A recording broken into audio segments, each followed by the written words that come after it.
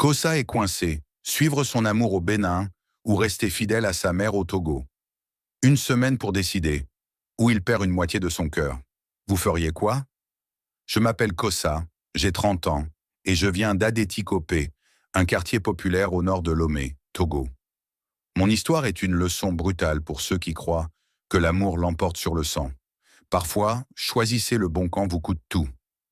Il y a 4 ans, j'ai décroché un boulot à Cotonou, au Bénin, et je me suis installé à Kadjehoun, un quartier animé.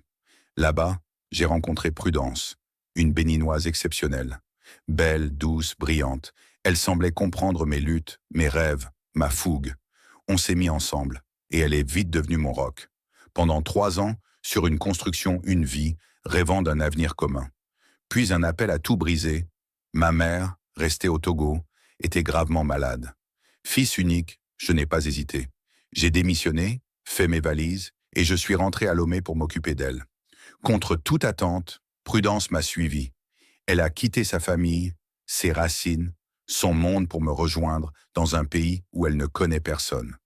Au début, c'était l'amour total. Ma mère a guéri grâce à Dieu, et j'ai trouvé un bon boulot à Lomé. Ma vie semblait équilibrée. Mais après 2 ans, Prudence a changé. Son éclat est terni.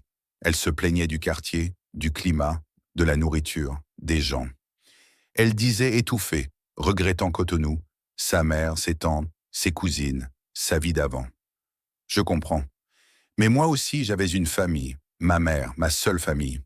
Une nuit en pleine dispute, elle a lâché « Choisis, ta mère ou moi ?»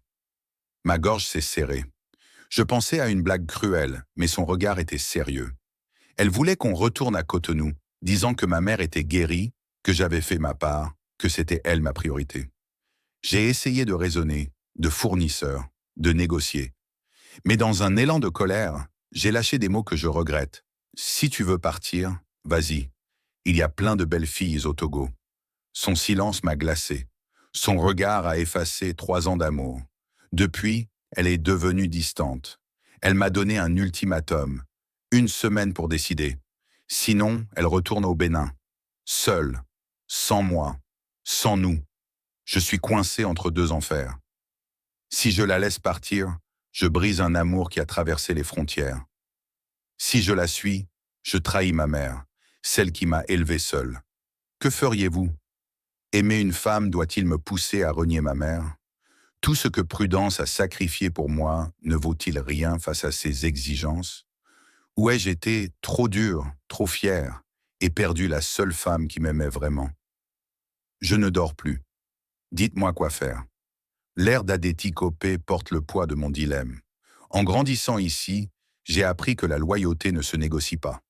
Ma mère, veuve depuis mes 5 ans, a tout donné pour moi.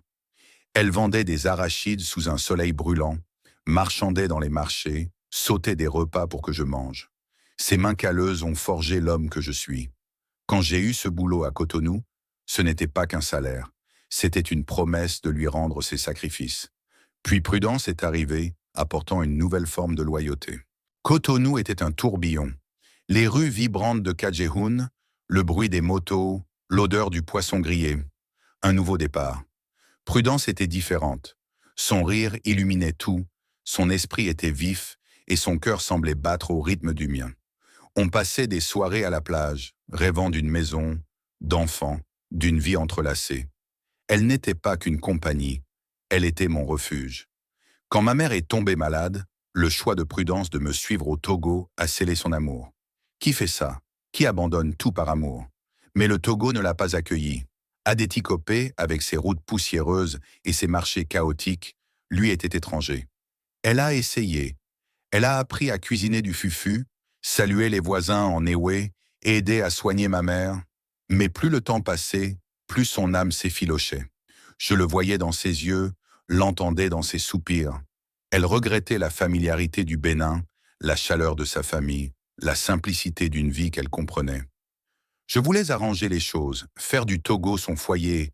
Mais comment changer un lieu? L'ultimatum m'a frappé comme un coup de poignard. Ta mère ou moi? Ce n'était pas juste des mots. C'était une exigence de réécrire mon âme. Ma mère, désormais en bonne santé, a encore besoin de moi. Pas pour des médicaments, mais pour notre lien. Elle est seule sans moi, son seul enfant. Pourtant, Prudence n'a pas tort de vouloir retrouver sa vie. Elle a tout abandonné pour moi. Ne mérite-t-elle pas la même loyauté? Cette nuit-là, mes mots, il y a plein de belles filles au Togo, étaient une erreur, née de la frustration et de la peur. Je ne les pensais pas. Je ne veux personne d'autre. Mais son silence depuis, plus assuré que n'importe quelle dispute.